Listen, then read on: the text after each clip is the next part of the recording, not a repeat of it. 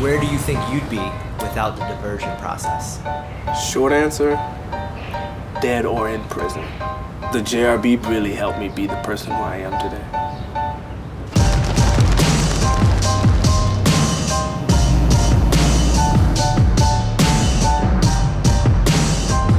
So growing up was quite difficult, especially growing up in a low-income neighborhood and being raised by a single parent, being raised by my mother.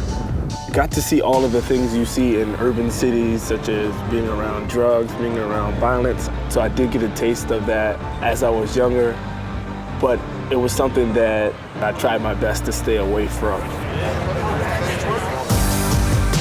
It was rough to see my mom working every day, and she couldn't be as hands-on as she wanted to be because she had to focus on providing. Being a product of the environment that I was in made it very easy to get into a negative situation.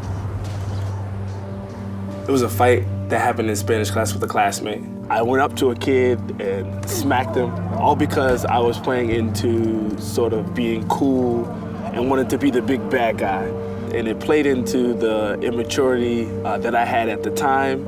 It was a pivotal moment in my life. So after this fight, it was either the courts or the Juvenile Review Board. Juvenile review boards play really key roles in communities because they give young people an opportunity to make mistakes and move forward from those mistakes in a positive way. When a young person comes in, we really try to attach them to our community and give them an opportunity to be involved, be engaged. So I felt the guilt of my mom. She was sort of very upset that I couldn't take advantage of being in the classroom, being suspended. And I felt the guilt of other people who really cared about me, such as Justin Carminello and my pastor, who all wanted to see me get a good education and be in school. Kyle's been with me as his pastor as long as I can remember. So I knew Kyle when he was a baby. He grew up in here.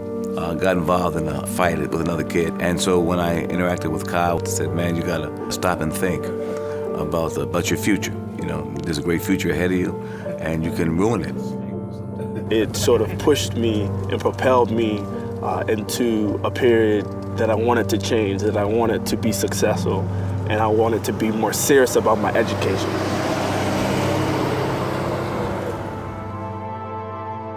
You know, I think if you look at a young man like Kyle, it was clear that he had leadership capabilities. We often say that leaders can either lead others up a mountain or off a cliff.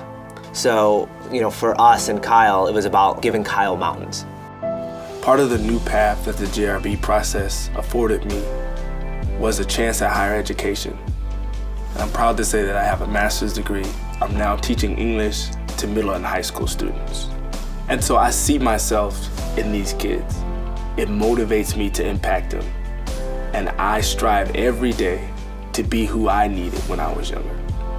You know, I'm really proud of the work we're doing here in Middletown because we're really trying to bring young people closer to us. This process has helped me understand that kids are going to make mistakes.